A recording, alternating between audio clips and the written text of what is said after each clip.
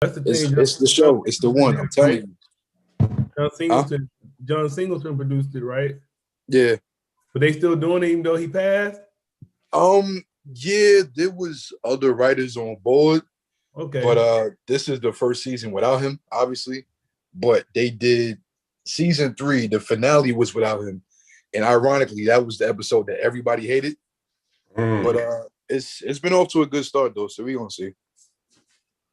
Yeah, we all know. Welcome to the Just Two Black Brothers podcast. I'm DJ Pierre. This is my brother Pope Politicking, and we joined by the homie F.L.O.W. F.L.O.W. What's good? What's good, brothers? Miss y'all. What's going on? Oh Shit, man, you know we chilling. We had to Trying check to in with stay. you, man. See how you. I know a couple of months ago, man, you was getting it in. So I just wanted to talk about what you was doing and just let us know what you went through. I know that was cool, man. You was getting a lot of publicity over it. So just let us know about it a little bit, the guests, the listeners. Yeah, appreciate it. So in a nutshell, the quick version of the story is I seen somebody post a picture of a door. This woman had made a long list. She took like a pretty much a pamphlet and wrote on her door that her neighbors were harassing her, making death threats, telling her to go back to where she come from. They were known to shoot guns across, like BB guns across her yard and hit this sign on the corner. They also have real guns. They threatened to quote unquote erase her, saying they can get her killed, et cetera, et cetera. They was dropping dead squirrels and dog and human feces on her yard. Damn. And somebody put it up and it was like, yo, this is in Valley Stream, which is Long Island. But if you live in New York, you know that Valley Stream is like the closest part of Long Island is closest to Queens. That's the closest. Yeah. Yeah, probably Valley Stream to Elma, like places like that. So like growing up, I didn't even know that Valley Stream was Long Island. It's that close.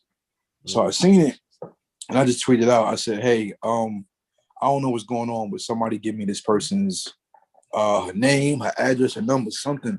I want to reach out. So then the person who posted it told her to hit me up. She DM'd me and then got her information and we were just chopping it up. And I was like, hey, if you want, I can like sit outside to make sure nothing happens. We could do that some kind of patrol situation. And she wasn't sure about it in the beginning. But then when the tweet went viral, people started to like Google the picture, like Google search. And like, I guess you can find the address. So people just started pulling up. So I kind of felt bad. And I'm like, yo, I may be the reason that people found this address. So now I really have to come. Yeah. So I went there and I was just like, hey, I understand you wasn't sure about this, but a lot of people seem to be coming here. So I don't have to sit on your property, but I'll park in the middle of the block and just, make sure everything's good. I could do that every day. I don't think she thought I was going to do that. I did it. More people started doing it with me. And then we got cool. She started to like let us, like sit on her ground, like on her grass. We had a whole bunch of chairs, a whole bunch of people pulled up, and it just became a thing. And we sat out there for 3 months, 90 days in total. Unfortunately, she ended up moving to Georgia. I mean, it's fortunate because she don't have to deal with that no more. But we were looking for a better scenario. The case is still open. You know how these legal things are. They can take forever. But they've been back and forth to court because they were arrested at one point. But, he still got to be charged. So they were let out the same day. And now it's just a whole bunch of back and forth to court. And I don't have much information on that part because I like to stay in the dark on that matter. But, yeah, that's pretty much what we did for 90 days. Just camped out I would stay from 6 p.m. to 6 a.m. each day. And, yeah, with a job. Yeah, I would say, like that. Yeah, the thing is, like you said, like everybody can't move though. Some people would have just been stuck in that situation. Yeah. I mean, and some people are. I get DMs all the time about similar situations. Like these, as women, men, just like, yo, I don't have that option. Like my story didn't go viral. People didn't support my GoFundMe, so I didn't have a way of getting out of here. I just have to deal with it. And it's crazy because I hear that like if y'all ever got to see if I ever don't answer a DM, it's because it's too many. It's like you can only imagine. And I haven't been there in 5 months or 4 months or whether. And it's just like, yo, it's still people like, yo, man, I need help with this. And I'm just like, all right, I could tap in and see if I know anybody in this state. Because I can only do so much. Yeah, I remember you made a post saying that you was like, man, you gotta find people in your neighborhood because you was saying like everybody was hitting you up from like different areas. Like they wanted you to be like the superhero. It was not like I appreciate the love, but some stuff is just not realistic. I'm like, you want me to get on an airplane with a chair? Hey, look, like, hey, that's the funny thing about this country, though, bro. Like, you gonna have people, they just gonna try to capitalize off anything. They know you the dude that did it, so they like, all right, man, let me see if this dude could. My goldfish beefing with the next door neighbor goldfish. I'm scared that goldfish gonna jump out the tank at night, try to, you like, can you sit in front of my, like, come on, man, I can't do that. Shit. Yo, if y'all would have seen some of the things people asked me to do, it was a mother who said her son was getting bullied. I was like, I could probably talk to him, give him some advice. Mm-hmm. He was like, on IG Live. I said, why don't you just block me? I'm like, and I'm new to this, right? So my mind's still on some like, man, tell him to shut the fuck up and get it over. So I'm trying to be sensitive to it. I was just like, why don't he just block me? Yeah. Keep making new pages. Block those. Or if you can't handle being on IG Live, just don't go on live. I don't know what else. Get off the IG. Shit. I don't have the politically correct answer all the time. So I'm just like, yo, hey, if it's getting to you like that, sign off. Go outside. We actually had a speech on here the other day from Arrested Development. And we was talking to him, and I was just saying, like, I think one of the problems is just our community is like, like I said, we can't rely on the cops all the time for like self-defense. We need to know some shit. We need to have weapons. We need to teach our kids some shit. Because we can't always, like, I feel like if that's your only means of self-defense is calling the police, and police ain't what they do. They don't really protect us. So it's like, why you going to the enemy for protection? It's like, at the end of the day, you always got to know how to protect yourself first. So I feel like, what you think about that? Yeah, especially in my experience, they told the woman, Jennifer McLagan, that she had to be harmed first. They literally told her that, which is a pretty, like, there's a way to word what they're trying to say. If they just worded it on some, hey, we got a lot of stuff, a lot of calls and whatnot. If you feeling you're in serious danger, we'll pull up. But to just word it like, yo, you have to be harmed first, it's telling me that I gotta call you once there's a bullet in my head. But so, shit, I thought New York shit. In New York, assault is verbal. Battery is when you put your hands on a person. I mean, it depends on what you look like. Like, New York is it's very different. Man, we was talking. We were just talking about moving to Valley Stream or Elmont. Elmont got some nice ass houses, man. I was like, they do. We're gonna try to pull up. I'm not saying don't, because I mean, you gonna pay what you gonna pay, but it's gonna be nice. It's gonna be a nice looking neighborhood and whatnot. But what people are starting to realize is that they're seeing the influx of people from the boroughs going to Long Island, and they don't like that. The reason why Long Island looks the way it looks is because it's always been white. Like, if you go to Suffolk County, that's literally the Klan country. And you might like in New York, how? Like, no, they're legit out there. That's Klan country, and that's MS-13. MS-13. Look, look, MS-13 and Klan shit. You don't fuck around in the ice slips, get your ass cut up, huh? I'm telling you, I work in Nassau County, right? So when I first started working there, I remember on day one, they had like a TV in the break room. TV's like, mother's saying that MS-13 is threatening to kill her son. No lie. My second week working there, that same woman was on TV, found her son stabbed up in a park, dead. And she was like, I just told the school a week ago what MS-13 was talking about doing. So like, it's real out there. As far as like racism goes, it's very covert. It's very like smile in your face. But like, try to have a protest out there. Them same people that you think was so cool, they come out and Long Island got different gun laws. Like it's completely different from like the actual boroughs. Like they have weapons out there. Yeah, I don't fool around Long Island. I go to the Roosevelt Mall. That's probably as much as I go to Long Island for. But we coming right back because it got that feel. Like, hey, don't get caught in the wrong places at nighttime type feel. Yeah, I remember you was posting. I was watching you the whole time when you was doing it. So I remember you was posting the videos and the dudes was coming out with their guns and shit, like on some shit like they emptying the trash, but they got their gun on them, like just trying to make sure that I guess the girls saw them having their gun. Yeah, that's and the father who was never arrested or charged. His son, his girlfriend, they were arrested. The father is ex-police, so you know what that is. Yeah, you got that blue line and they white. Man, it's a wrap. It's a wrap. You ain't got nothing coming. He good. Like he gonna live there forever. Mm-hmm. They like, nigga, why you over here? That's what they probably trying to do. Hey, I keep telling people, man, look, Lil Wayne said, how come you could have the sex offender live next door to you, but since I sold dope, you don't want me in your neighborhood? Or I did this, but you don't care if it's 10, 15 sex offenders sprinkled throughout the thing, because if you look on that website, shit, the neighborhoods that don't want us in there, you could just search for sex offenders. They everywhere. They all over the place. Trust me, that's a fact. Like, I remember when they first started putting out them apps and them websites where you can see where they at on your neighborhood. Yeah. I'm like, yo, I walk past these houses every single day.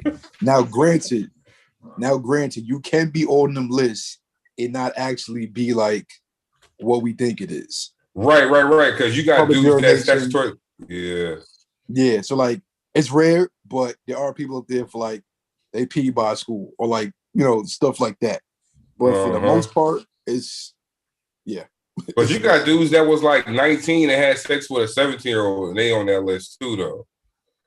It's a It's not a lot of them though, but you got dudes that get hit for statutory rape because the mama and daddy, like I got my oldest son, his he was messing with a white girl, so she sent him some new photos, and the dad caught it.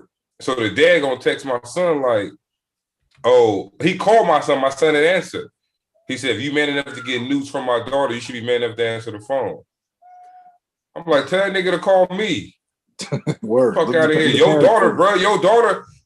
My son didn't make your daughter go get naked, send pictures to him. None of that. You know what it is. Call me. But yeah, this is like shit crazy, man. I would say I saw you you have a business now called Buy Black. Yeah. So it's called the IG is black.us. The Twitter is Buy Black. The company's called Black. It stands for Black Liaisons and Crowdfunding Community. Simple and plain, what we do is we go to Black-owned businesses and we'll say, like, prime example, we'll go to a Black-owned pizza shop and we say, yo, we want to buy 100 slices, but we want to give it out for free. Okay. You know what I'm saying? So pretty much when you do that, you're pretty much saying, okay, go on Twitter and say, hey, we're giving out free pizza here from this hour to this hour. Now, you know, you're putting money into the Black-owned business. You're giving people the product for free. And most of the times that they like it, they'll come back a different day and spend their money. So that does circulates the Black dollar, because I realized that we love free stuff. And a lot of people would try a lot of Black-owned businesses if you gave it to them for free. Yeah, I remember that pizza you was passing out that day. That pizza was good. It looked good. Cuts and Slices in Brooklyn. They got like jerk chicken pizza. They have like where they at? It's I can send the address to you later, but it's called Cuts and Slices in Brooklyn. I'm talking about they got some pies that's like $75. Damn. Because they'll throw like real meat on that joint. Like they got like we gave out chopped cheese pizzas. They got anything that you could think of, they'll put on. They got on a pizza. Yep. Fire. We just ordered some pizza tonight from a joint right here on Nostrand. It's called Brooklyn Pizza Crew. Man, I found it just by just messing with Uber Eats one day. Man, that shit fire, man. Like I ain't gonna hold you like that shit, man. My wife, they mad at me now because I keep ordering that shit. My daughter like, she's like, we have pizza again. I'm like, that shit good though. It's a grandma slice though, but see, most places in Brooklyn, they won't put no toppings on a grandma slice.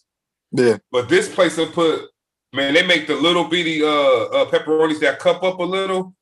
Okay. They put the cup and charge joints, they put that shit on the grandma, man. Come on, man. I'm like, yo, I ain't never, because everywhere I go, they like, we can't put toppings on the grandma, man. It's plain. But this place to do it, yo, that shit's so good. But I gotta chill though, man. That shit goes straight to your stomach. Huh? The black owned? I don't know. It's a black dude at the register, nigga. Shit. Like the black people work there. But I'm gonna check out the Cuss and Slices place though. But I gotta hold off on. Bro, if you go on the IG for 2 minutes, go on the IG, and you'll be like, okay, I gotta go. I'm there. You see everything they put on pizza, like, all right, I gotta go there.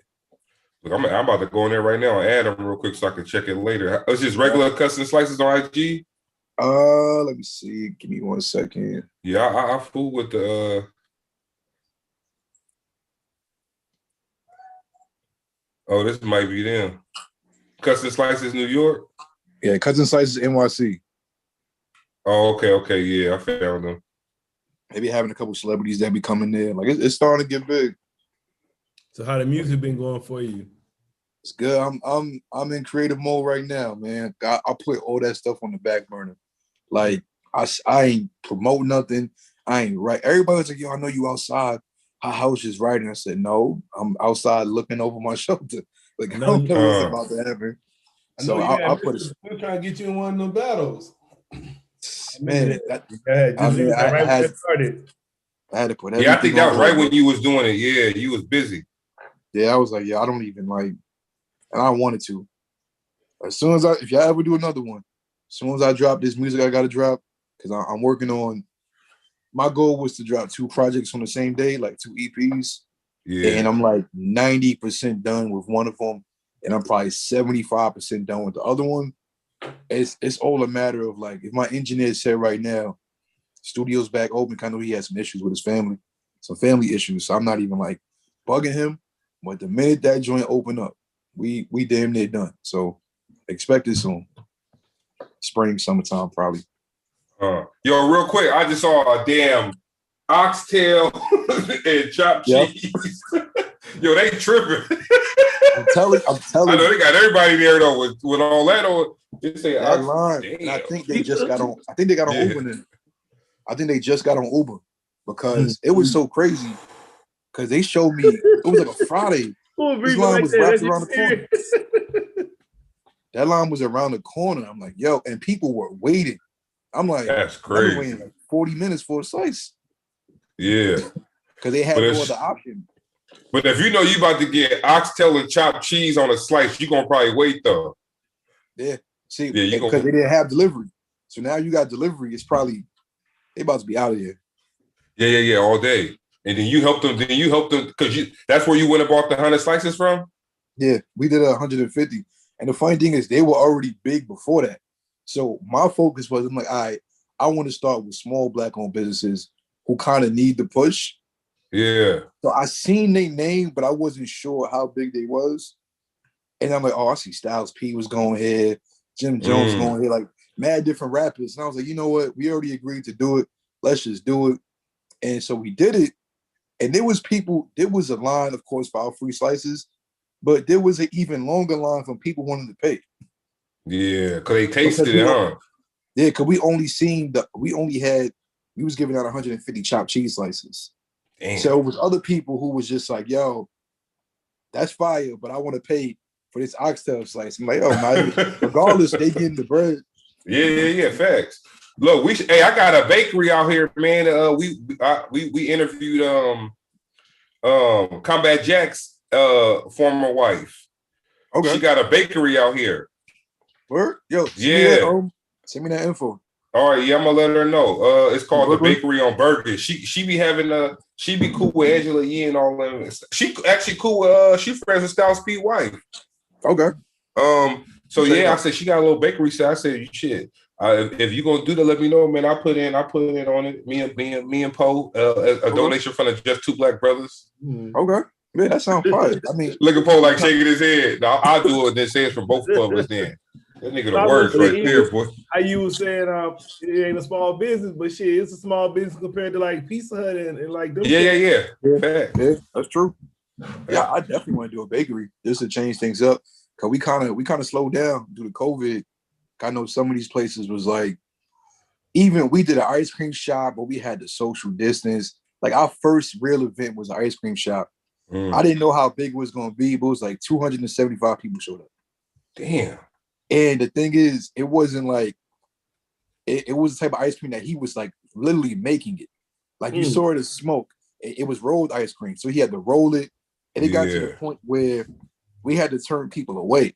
We had to turn away like 75 people, but we gave them a voucher. Like, yo, if you come anywhere between Monday and Thursday, if you show him this ticket, he'll give you a free scoop of ice cream, whatever. So yeah, we've been moving, but COVID kind of put things on the back burner. Then like the New York winter, but I'm like, it's starting to, it was like 55 today or something. It's starting to get nice. Yeah, they acting up too. Yeah, you got this is like opening 35% up. So I'm like, we about to get back to that point of like, all right. Man, real talk, man. Let me know, man. I need to get out there and do some outreach and community service. So I'm in Brooklyn. So shit, man. If you ever in around, I go in on something. Oh yeah, that bakery idea sounds good. I'm gonna run it past the team, but we could definitely do that. Oh yeah, that sounds dope. With Quavo, he was talking about, it was on the news today, hip hop news. He was talking about the quarantine is over. I'm like, who is this nigga to say the quarantine is over? Quavo. I just thought that was so funny. I'm like, oh, we gonna just take our masks off because this nigga said the quarantine is over. Oh, Quavo said it. That means he got music dropping. That's all that means. Oh, ain't no damn way. Hey, out there where they at, them niggas don't wear masks. So maybe where he at, they good. You saw the other thing, I guess in Mississippi and Texas, they getting away with the mask. Yeah, no mask. Yeah, no. Man, look, I just found out one of my friends. He was at work. Yo, this how wild it is. He was at work, and he was just talking to this dude. They was just talking in the office. They both had masks on at work. He said the next day, dude ain't come to work. So he was like, "Yo, what's up?" He said he found out dude had COVID. He was like, "Oh shit, that motherfucker was just in my office." Yo, he got COVID. Nigga was hospitalized for like 2 weeks. Yeah, I had that joint. You did? Yeah. That shit, couple months ago. Yeah, my wife lost her uncle and her auntie from the COVID. How you get through it? Let's know because you the first guest we actually. Yeah, we ain't had too many guests. Yeah, anybody we had on here had COVID. So let's know your experience. Hey. I went to Atlanta and came back, right? So with me, when I go south and come back up north, I always get sick. Climate change always messes me up every single time. So I'm not thinking about it. But because I gotta go back to work, I'm like, you know what? To be on the safe side, I'll take a COVID test. So then I found out I was around somebody who had it. So my first test came back negative. Now, my job was like, yo, they got this thing called, you're supposed to actually wait a couple days after you have contact with somebody and then take the test. It was like, yo, you probably took it too early. I'm like, all right, we'll wait 2 days, 3 days, take it again. Take it again, comes back positive. I'm like, all right. The thing about that, I was fine. But the minute they told me I was positive, I'm driving, I'm sweating. I'm like, no, like, is my throat closing? I'm your throat closed up. Yeah. So I'm sitting there, I go home, and I had it for a while. Like, I was out of work for like a month. Damn. Because I could just not get a positive test. But I was fortunate. I still had my senses. Yeah, I'm sorry. I could not get a negative test. Right. Yeah. So I had my sense of smell, taste, all that. The only thing I didn't have was like, I could not stay awake. I was taking 3 naps a day. I'm talking about I was exhausted. I never felt this level of like sleepiness in my life, but it was crazy. Other than that, it was just, it's like a month of sleep. They had you on medication? Nah, that's the thing. They didn't tell me anything. The doctor said, the dude who did it at urgent care, he was just like, yo, you should hear back from us. He said, we're going to email you in like a couple days. Didn't even do that. He called the next day, like, yo, you got it. I'm like, he was like, yo, just stay away from people for a couple weeks, et cetera, et cetera. He gave no real advice. He didn't say what to take, any of that.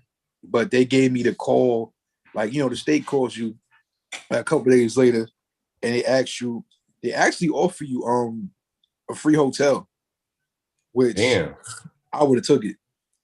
But they the hotel called and I think I was asleep. So I missed the call. I tried calling the back, kept getting the busy tone, but they give you a free hotel if you need it. Damn. Yeah.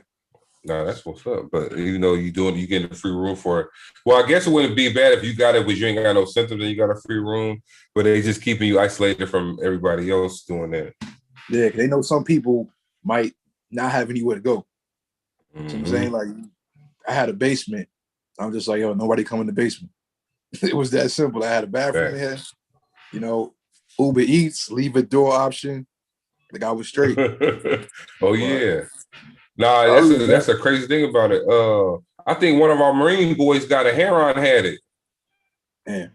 He was posting on, but he, I mean, I don't know, man. He was posting on Facebook like, I'm scared. I got chills and shivers, and I'm like, nigga, I would not be on Facebook, live streaming my symptoms. Nigga.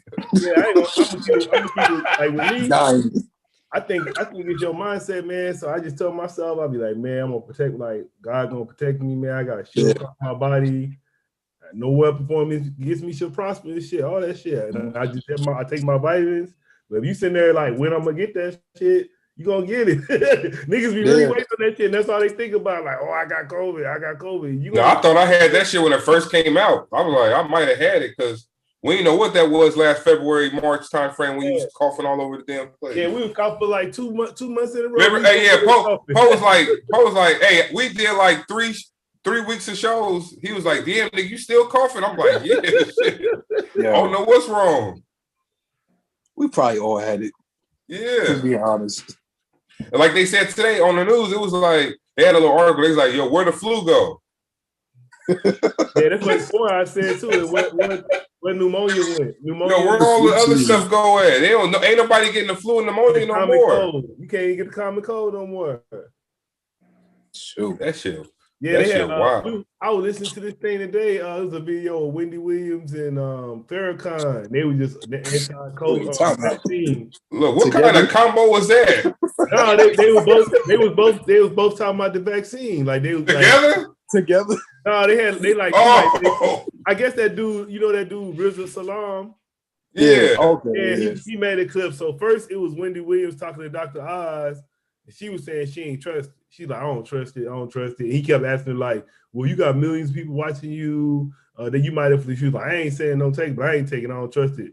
Then they had Farrakhan came on, and Farrakhan was like, man, this is the death. He was like, they made this in warp speed. He was like, so anything they make at warp speed is deformed. So then they had somebody else talking after. I think Rizza Ali was talking after that, but I don't know. What y'all think about the vaccine? I ain't take it. My job offered it.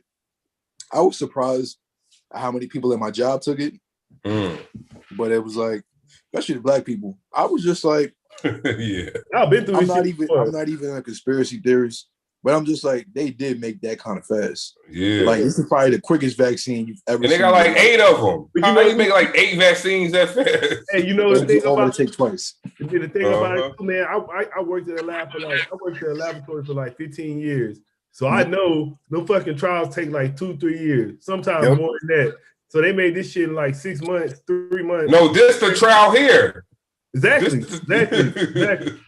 Because they always have it. If you do that shit, like they call that shit scientific method. So when you make the shit, you gotta have a period where they test it out and make sure it will work or it don't work. Then you take it back and then you send it out.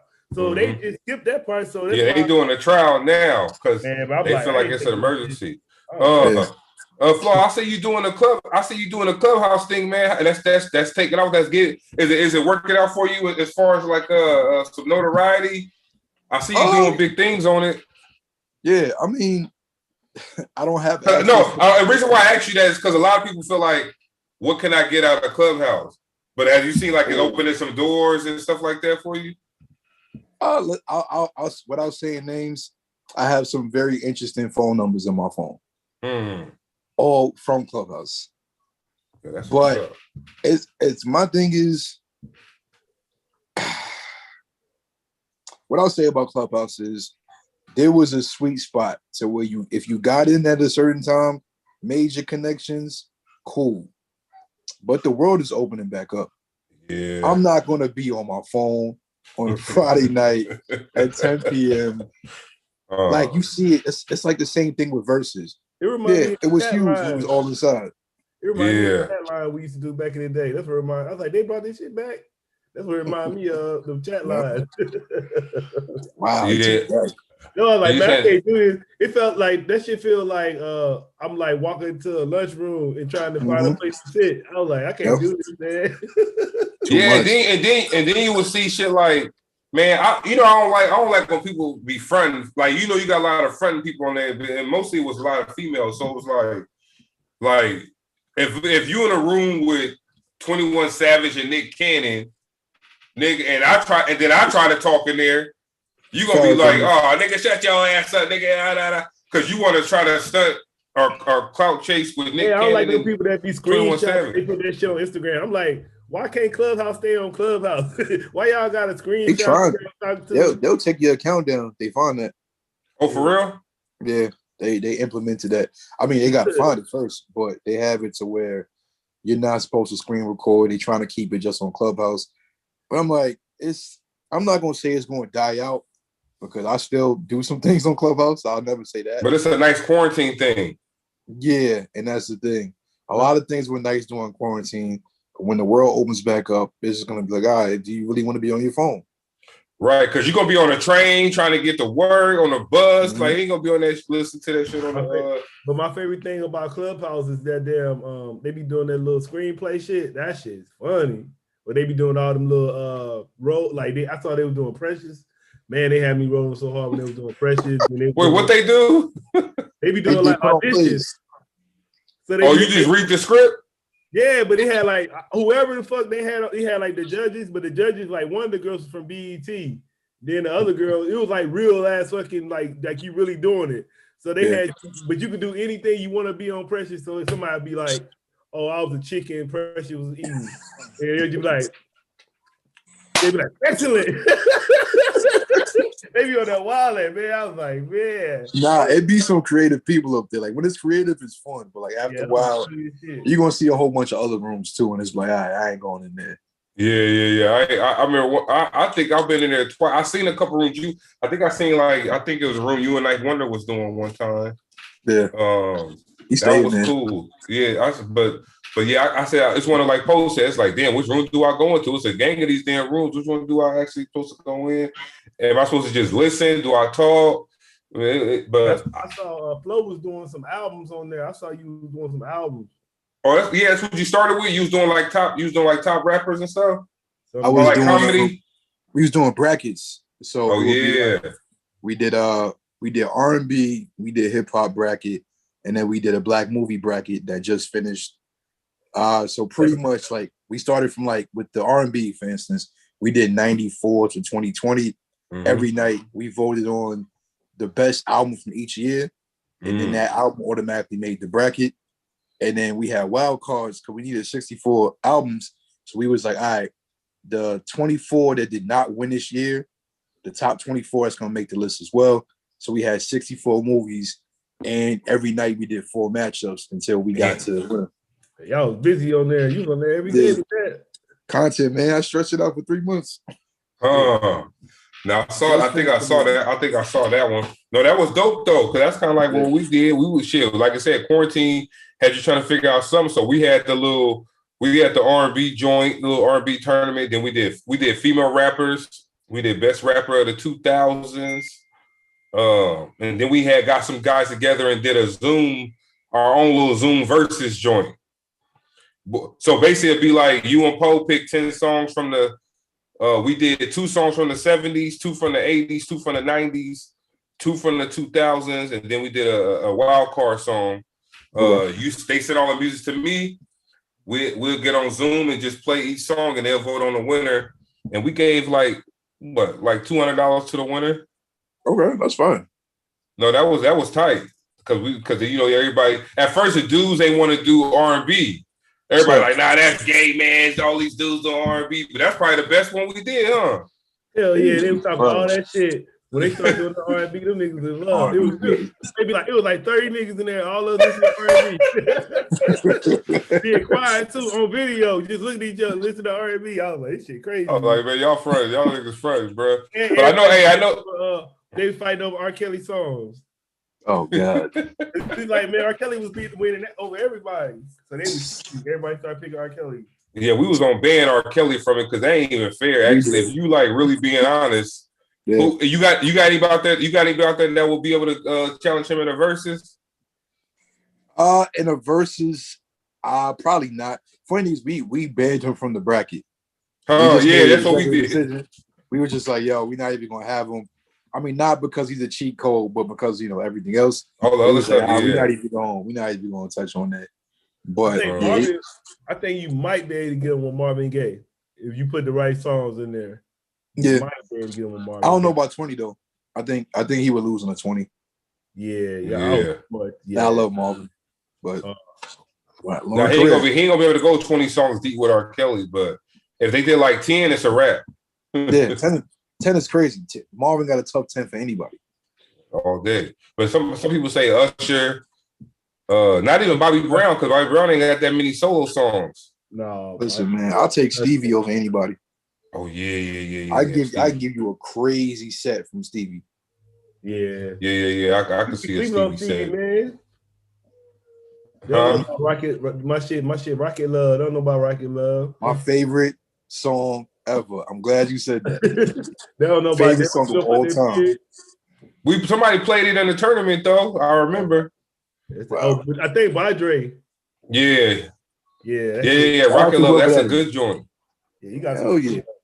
That's a classic B-side right there. All day. Damn. Speaking of B-sides, I just got Illmatic vinyl today. Word. It was a 20th anniversary of it. Man, I've been buying vinyl, man. Target had it like buy 2, get 1 free or whatever. So I grabbed that. I grabbed Pop Smoke, Life After Death, and then I got the Nas joint free. And then I did it. I said, "Fuck, I'm gonna do it again." So I bought Straight Outta Compton, that Fabulous Summertime Shootout 3. Okay. And Nas, King's Disease. Yeah. Okay, that's some good pixels.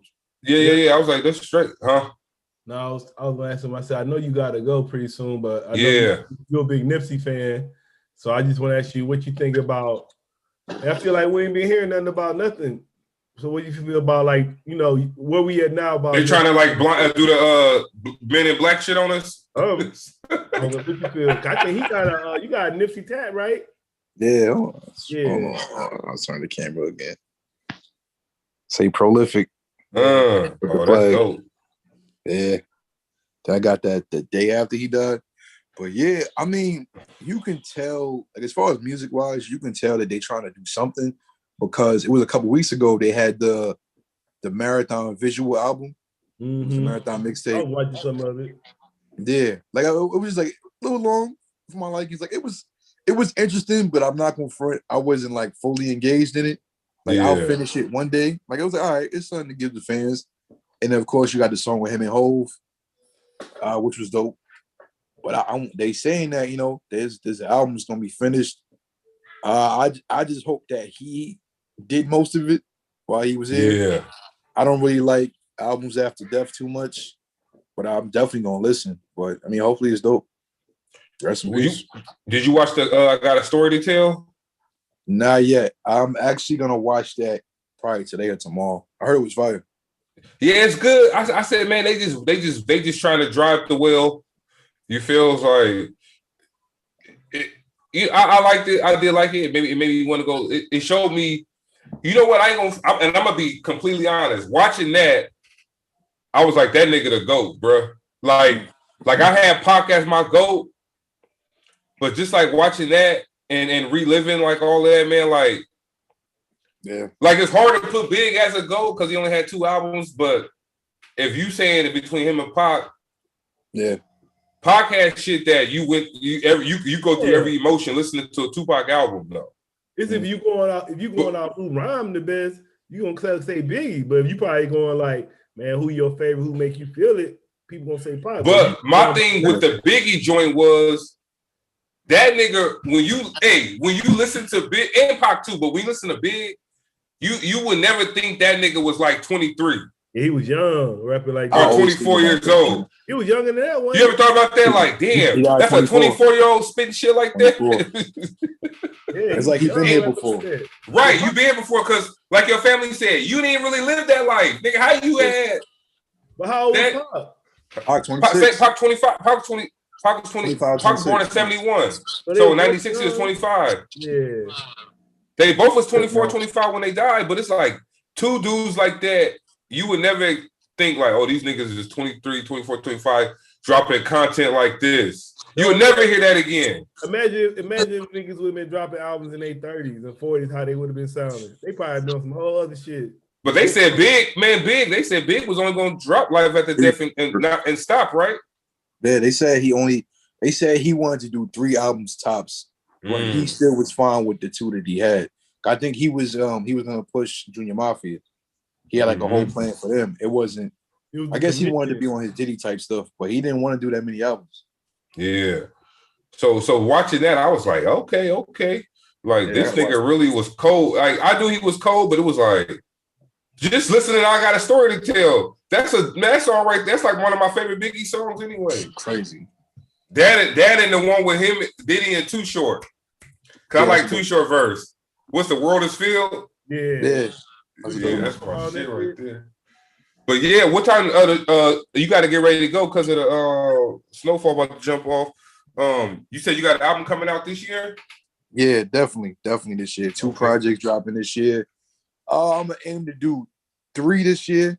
We're gonna see, but definitely these 2 that's coming up in the finishing stages. I literally got the merch upstairs. Like I made sure that I get everything done first before the music, so that way I'm just left to just recording it. But I'm gonna try to do some real interesting things. Working on bringing a free breakfast program for the kids, like on some Black Panther type stuff. Trying to do that in Queens, hopefully very soon.